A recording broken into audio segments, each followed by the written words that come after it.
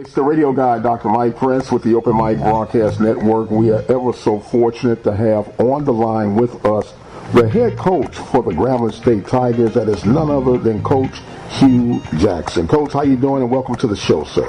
I'm doing great. Thank you for having me. Well, we're mighty glad to have you, and thank you for taking time out of your day. We know, especially as we get closer toward the season, that time is so precious, and we will not waste your time on today. How's that, sir? Well, I appreciate that. Okay, well, look, I know that this is not your first season, but let me say welcome to the SWAC. Being a lifer here myself, it's always good to bring someone of your caliber to the conference to help enhance it and leave your legacy toward this ever so loving conference that I'm connected with. Well, thank you. It's a tremendous conference. A lot of great coaches, a lot of really good players. I've been very impressed all the way around. And again, I'm just glad to be a part of it. I'm glad the guys have accepted me with open arms, and I'm going to do everything I can to continue to shed more light on this conference, because I think they play some great football. Yes, sir. Yes, sir. Well, beyond a shadow of a doubt, we know money is going to always be money, and either you have enough, and if you have enough, you can always stand a little bit more, and if you never have enough, you never can get too much, right? So beyond the fact of money being the accent, we know, as you just mentioned, the caliber of play is there. And maybe I'm a little biased when I say this, but I feel in particular on an FCS level, there's no better competition than what you have throughout the Southwestern Athletic Conference. Oh, absolutely. I think people don't see the schools enough. You know, obviously we don't have the big TV deals as some of our other counterparts, and we get that. But at the same time, we're playing some really good football, and I think that's part of it. You know, we just need to be seen a little bit more. I think Deion, from when he was in the conference, he did everything he could to have people see that there's great ball being played in the conference, and we just, as a whole, you know, as a SWAC conference, have to continue to do that and step out of our comfort zone and ask for more and expect more and see if we can have people see our players. Yes, sir. Now, before we get into this X's and O's, I've been dying to ask you this question. Of course, you have NFL experience, and you're not a novice when it comes to coaching. But when you compare quality of living, not competition itself, but the quality of living, what is it like for you? A little bit different. You know, it's not as much the city lifestyle, right? So it's more rural. But at the same time, I'm here about teaching young men. You know, it hasn't really been about where I live. I've lived in so many places, from London to LA to Arizona to wherever. My thing is really about having these men become better football players, better people. And that's what I really stand on more so than anything. Okay, and so now when we get to the X's and the O's, we talked about the competition and molding and building young men, and we know finances are important, but when it comes down to coaching, Coach, it's really all the same, is it not? Absolutely, it is. You know, it's who can get their players to do what they're trying to get them to do, who can build a culture, and what teachers, you know, that are on your staff, and who can really take these guys from A to Z and teach them how to play football at a high level. And it's recruiting. You got to go recruit the right players and put them within your system through the coach's vision. And then, boy, let's see what it looks like. And we got to continue to do better in that area. Yes, sir. Now, I've always stated that coaches have a desired system, and that's the beauty of being able to recruit. But had you ever found yourself in a position to where maybe the system that you prefer is not customarily the type of player that you can draw to perfect your system, and you have to kind of go back to the drawing board and rewrite and reroute some things? Oh, absolutely. I think you're always changing and adapting and trying to find ways to make sure you have the best players that fit what you're looking to do. And sometimes as a coach, you have to change, you know, and I think you always have to be adaptable to what your settings are. But we're looking to continue to grow and have a profile of what a player should look like for us at Grambling. I don't believe talent fits everywhere. I think you got to figure out what's best, and then you have to go make it happen from there. Well, you just kind of opened up two questions for me, Coach. The number one thing before it slips my mind, what is the type of player that you're looking for, and what fits that 20 3 G-man image for you? Well, I think it's it's different at every position, as you know. But if I had to say overall what we're looking for size, athleticism, football intelligence. We're looking for guys who are very passionate about playing the game, guys who really understand that you do have to take care of business in the classroom as well as on the football field, because you probably can't be on the football field if you don't take care of business in class.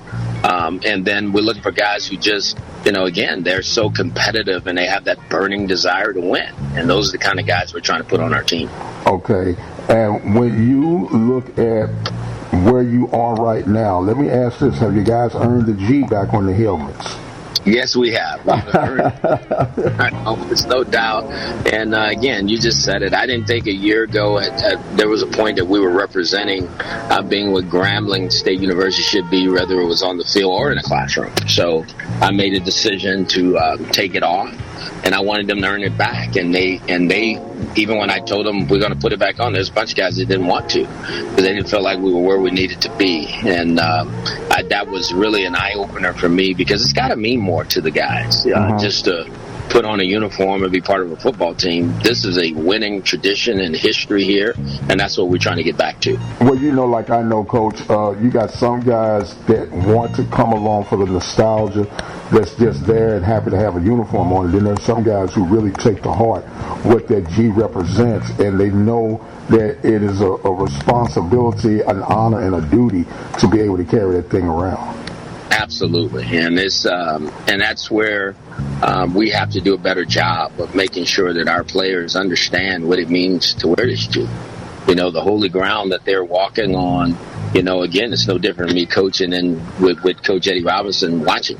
Right, that means something to me. It's got to mean something to whether you play quarterback and it's James Shaq Harris or Doug Williams watching. It's really got to mean more to our players, and that's what I'm trying to instill into these young men. Yes, sir. Now I know I'm a couple of years and a Sunday short, but what first piqued your interest to come to Grambling, and how did you let it be known that, hey, I'm available if you guys want to talk?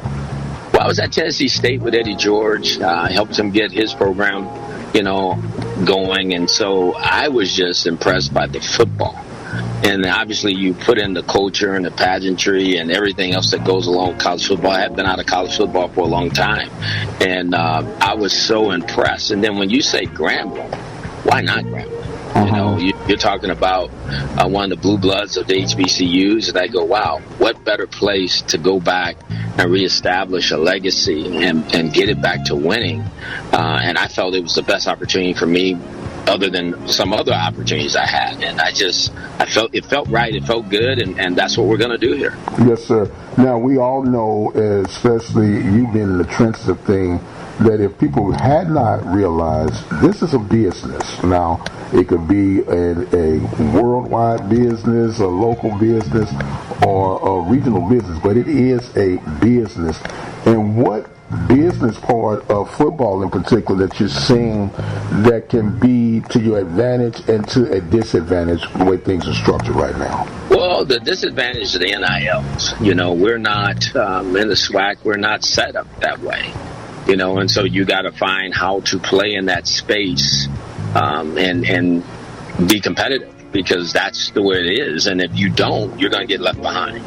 So we're trying to do everything we can in that area to be competitive, because that's how the game's played right now for these student athletes. The name, image, and likeness is a real game, and you better play it as well as you can. I think the other area is just the resources, right? So we talk about locker rooms, weight rooms, nutrition, all those things are so important, and because that comes with having a real good football program as well. You got to win off the field before you can ever win on the field. So we have to build these things because they're really support systems to the student athletes so they can be the best version of themselves. And so I'm trying to do everything I can in those areas to improve how we do things. And I think we've done that. I think we've made a lot of jumps, but are we where we want to be? No. But we're working at it, and just getting people to understand that I get mad when people talk about HBCUs, because it's like that's a word or something, and it's not. There's a lot of young men that play in these conferences and go on and play in the National Football League and have successful careers and have successful lives. So I want people to see it a little bit different, so that maybe when it falls off their tongue, they say it with a little bit more power behind it, because I think it's a tremendous conference with some tremendous people that are in it. Yes, sir. Well, most of the people, from my experience, Coach, that have those type of references have never aced their foot on an HBCU campus, let alone in experience a game in person, nor by way of audio or video presence. So they just kind of regurgitate something they may think or heard or something of that nature, and so they're really speaking out of turn, if you're asking me. Absolutely, and you just said it. I think the education of what it really stands for and what it really is all about needs to continue to happen yearly, because I think people have a different opinion of what HBCUs are. And again, I get it. Yeah, we are underfunded and all those things. And we shouldn't be.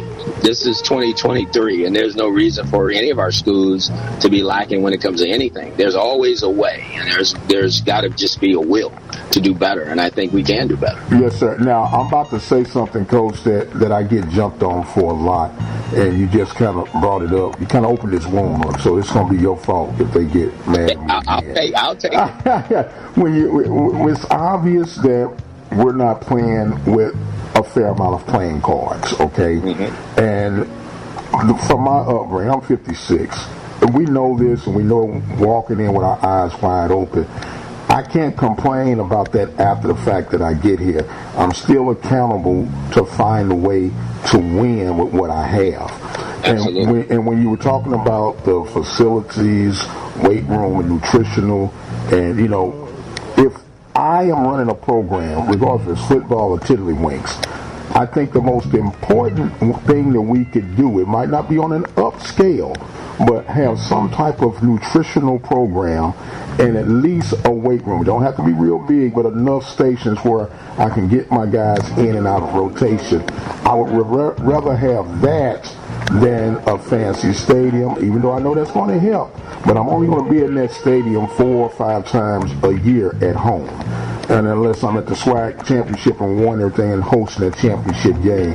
But those facilities and nutrition, that becomes part of my daily routine. How hard is it to cultivate and start something like that from scratch?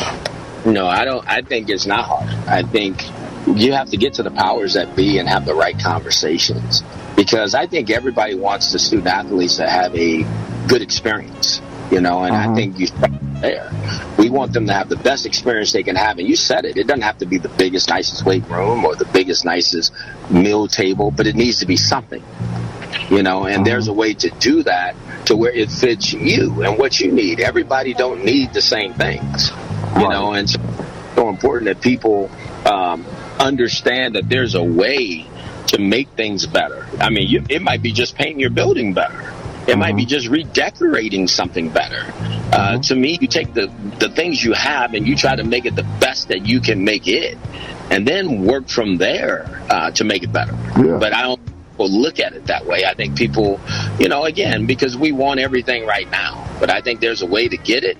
And I think you got to work at getting it. Yeah. Look, you have me thinking, because you could be even putting the G back on the helmet to make a difference. Yeah. We're talking right now with Coach Hue Jackson of the Grambling State Tigers. Coach, I'm really appreciate you giving me this opportunity to introduce you to our listening audience.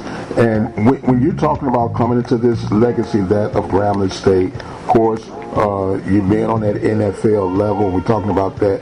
It's basically doing the same thing, just some got a little bit more money to play with than others. When it comes to recruiting, and everyone has their style, their format, and the way that they want to get things done and laid out, what is your selling point for Grambling and for this conference when you're recruiting a young man? Well, I think if you want to have an opportunity to come to an HBCU, earn unbelievable degree and have an opportunity, if your goal and aspiration is to play in a National Football League, have a chance to be in that environment, because that's the environment we create, because that's what I know. And that's what I know well. When you leave here, you're going to be well prepared to go play in a National Football League, from understanding meetings, understanding expectations, understanding how you have to be prepared, ready every day, because every day is a job interview.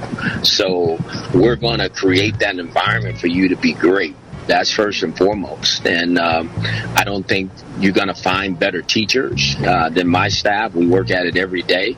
They're accountable to me, and I'm accountable to them. I'm accountable to pushing them and challenging them every day to get better. And they're accountable to me that, hey, Coach, boy, is there anything new that's out there and innovative that we need to be a part of? And so that's what we try to do together, and that's what we do here at Grambling State University. Okay, sounds real good, real good.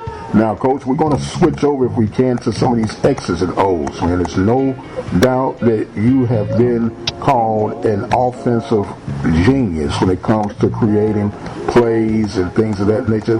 Let's talk about some of these Jimmys and Joes that's going to be handling your X's and O's. And let's start on that offensive side of the ball. We know that the key to anything is going to be at that quarterback position. Of late, that's been the Achilles heel for the G-men. I know that it's been something you've been addressing and working on. Where are you as far as your concern for your radar and time preference? And talk about the rest of your offensive makeup. Yeah, no, I'm much happy about where we are. Obviously, we got our butts kicked up over our shoulders a year ago, and so you have to respond to that. It was great for me to see what we needed to improve, and you said it. Our quarterback play wasn't what it needed to be. We needed to improve there fast. We've made some additions to that particular room, and we feel good about them. I feel like it's going to be one of the stronger positions on our team. When I look at our offensive line, the whole thought process was to improve everywhere on our offense. We need to become bigger, stronger, faster. I think we did that in the offensive line. I think we're more physical. I think we're bigger. I think we're stronger. We had good young runners a year ago, but we added a veteran player to that group, and we think that's a strong area for us. The other area that I know in this conference you have to be strong at, if you have good quarterback play, you better have good receiver play. And so we knew we needed to go out and do better in that area. And I think we did a great job recruiting. And I think we got some really good young talent and some really good older talent that are going to contribute to the G-Man offense this year. Okay. And on the defensive side of things? Well, obviously, it starts with our coordinator, Coach Thornton, who's been in the SWAC. He's a SWAC guy. He's been in this conference, played in this conference, understands it. He's a leader over there on defense. But we start with our defensive end, Sunday Anderson. We think he's as good as anybody in the country. We have a linebacker named Lewis Matthews that we feel good about. I thought last year we were a little small in the defensive line, so that's where the bigger came from. We got bigger on that particular side of the ball at those positions. Linebacker, we needed more athleticism. Lewis is a tremendous player, but he needed a new running mate, so we think we've improved there. And then obviously, if you have those elements, then the secondary has to be able to play well. And that's where Coach really takes a lot of pride. I'm about Coach Thornton is with our safeties. But, boy, we got some really good corners that we feel good about. And I think what you'll see is more competition from our football team, just because we have more competition that we're competing against every day in practice. Yes, sir. Now, Coach, when you talk about the offensive and defensive schemes, and we know everything is about a copycat. I see, you see, and we all trying to imitate one another. But as you go back, every player doesn't fit your style. Right. And if we are talking about building an individual program that's going to separate itself, and once again, I'm telling my age, I see an advantage of being a different fish in the pond. Okay, the spread, in my understanding of football, is really nothing but a fancy misdirection. When instead of everybody in tight, it just got everybody spread out trying to run the same type of plays. But to me, it created a more finesse type where you had those smaller linemen that had to be quick, on the deal. But back in the day, you had them big horses up front, man, and they smash whatever was in their way, and you do some quick traps or misdirection and create your opening. And ball control and fresh defense is just as good as a strong defense. And when you got both of them in combination, that's a winning formula, if you ask me, Coach. Oh, absolutely. I think that's the number one thing. I don't get caught up in systems or anything. What does it take to win? Mm-hmm. You know, I think you take your players and you put them in position so that they can win. I think that's the most important thing we have to do as a coaching staff, and I think that's what we're doing. You know, we're not going to come out and say we're this system or that system. We're whatever it takes to score points. We just got to have one more point than the other team, and we win. That's what we're looking for. Absolutely, absolutely. And when it comes to your special teams, how would you rate your kicking game right now? I think our punter is, he's a returning player. We feel very comfortable and confident with him. We are, transitioning on from Garrett Urban, who did a great job here at Grambling. So we got to learn more about our kicker. But we have some candidates that we feel good about. I think it was an area that was okay for us this past year, but I think because of the improvements across our football team, it's going to give us a chance to be really good special teams-wise year 2 in the system. So we're looking forward to it, and we know that's a third of the game, and it's a part of the game that we need to dominate and be better at. Yes, sir. Now, Coach, when you talked about your experience of coming to Grambling and all the pageantry that you experienced, what was it like for you with your first Bayou Classic? What was there a surreal moment, or did you say, "Wow, this is better than what I thought it was going to be"? Or it's like, "Yeah, I've been here and big." Of course, you've been in the NFL background. What was that first Bayou experience for you? Oh, it was awesome. Just everything prior to the game. The luncheon, all the other activities that go on. During the week, the press conferences, all that was great. The game was phenomenal. So played in front of a real crowd and a great fan base that everybody's watching across the country. So it gets no better than that. And at the same time, we lost. So we want to win these games. That game's important. It's pivotal to our program and what we're trying to accomplish here at Grambling. Obviously, it's a schools right up the street that we take a lot of pride in playing and trying to beat. So we're looking forward to it, and it was great. And I'm looking forward to being even better this year. Yes, sir. Well, Coach, we're looking forward to see how Grambling is coming out the gate. I got you guys finishing a little bit better than what you did these last couple of seasons. We are. I can tell you that right now. I don't know where you got us at, and you can put it where you want, but I know Well, I'm trying, and when I said that, I was trying to remember, and don't quote me verbatim. I either had you guys coming at 7-4 or 8-3, Coach. I know you're thinking 11-0. But it was in between those numbers. I don't have the numbers right in front of me. And like I say, I root for all of my SWAC brothers, but I only root against you guys once a year, and that's when you happen to be playing against my Panthers. And I appreciate that. I get it. The G-Man, we're out to get it this year. We, again, it was an eye-opener for me a year ago. It really was. And so, and like I say, it starts with me, and I take full responsibility for it. And now we need to make that jump, and I think we will. I've been very excited about the way our players have worked. Like my staff, great guys, great teachers. The guys have worked extremely hard, but we'll find out about our team. You have a little luck to do the things you want to do, but at the same time, you got to have some skill. And so I think we've improved in those areas we needed to. And I can't wait to see, when we start playing, what it all looks like. Yes, sir. Now, Coach, you brought up the staff again, and you did talk about Thornton, which I remember that guy kicking around somewhat in the conference, but not real good ball player and actually good coach. Had a lot of success that he brought from the Braves over with you. But can you give us a summary of your staff real quick, sir? Yes, I can. It's a staff that is, I think we put together a really good staff. We have some old timers. When I think of, obviously myself, Kenny Delgado has been coaching football for 37 years, myself for 35, and then we got some other younger guys. Some guys have won big time games in a lot of different places. Talking about Coach Thornton, Tony Holes, our offensive coordinator. Coach Thornton, I should say again, is our defense coordinator. Chris Scott's our special teams coordinator. John Simon is one of my assistant coaches who played at La Tech, has been around and has done a great job with our running backs. And then obviously when I think of, our secondary, we have a really good young coach I'm very excited about in Saeed Lee, who I think's got an unbelievable future ahead of himself.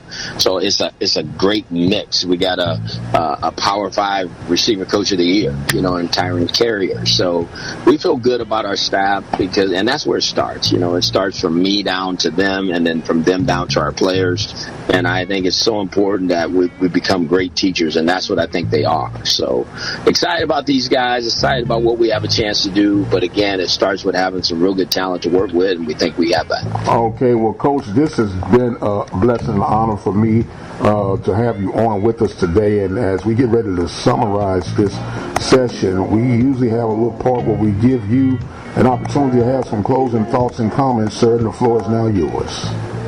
Well, I don't really have much to say other than I hope Graham fam have heard this and know that our team is working extremely hard.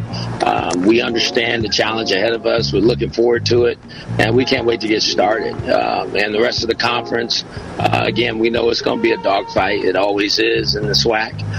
But we think we're up for the challenge this year, and we can't wait to get this thing kicked off. All right, Coach. Well, we look forward to having you on many more times here at the Open Mic. Let's let you know you got an open door, and the light is going to always be on for you here, sir. We thank you so much for the time and opportunity. He is Coach Hue Jackson of the Grambling State Tigers. They got the G back, folks, so let's look out and see what they bring into the table. Of course, I am the radio guy, Dr. Mike Prince. You can follow me on Twitter at The Mike Prince Show. The YouTube channel is at the Open Mic Broadcast Network. And don't forget to visit the website at obnradio.com. And until the next time, you guys be blessed, and we'll see you on the other side.